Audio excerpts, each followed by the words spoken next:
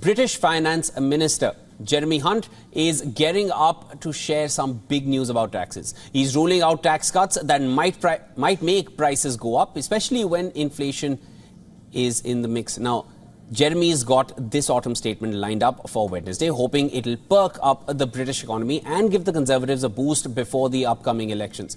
Now, Jeremy has some pressure on him as well from fellow Conservatives. They're a bit nervous about the Labour Party leading in the polls and want tax cuts to level the playing field. But Jeremy Hunt is clear. He's all for lightening the tax load, but it's got to be done responsibly, not fueling inflation with reckless cuts. Speaking of inflation, it took a dip to 4.6% in October from 6.7% in the month before. That's good news, and it aligns with Prime Minister Rishi Sunak's plan to cut inflation in half by 2023. Or by the end of the year. Jeremy seems optimistic about the British economy, saying it's turning a corner and his focus is growth. He's ready to pull out all the stops to give it a good push. Now, viewers, the big question is, will he cut inheritance tax? According to the Sunday Times, it might be on the table, but there's a bit of hesitation due to potential bad press here.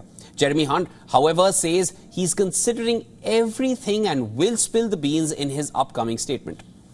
Britain's economy is in a bit of a pickle here with limited options thanks to hefty spending on COVID-19 and energy issues. Public debt is piling up, reaching almost 100% of economic output, more than triple what it was 20 years ago. But here's a glimmer of hope. Official forecasts are expected to show that the government has some wiggle room for giveaways without breaking fiscal rules. Rishi Sunak's government is preaching the gospel of a dynamic, thriving economy with a lower tax burden. To make that happen, they're talking about spending public money more efficiently here. So now, when it comes to taxes, the UK is bringing in a good chunk of change, the most since 1940s. However, the tax rate is still much lower than in many Western European countries. You see, in 2021, Britain's tax rate was a lot less than France or Germany's. So there's a bit of a balancing act happening here as of now.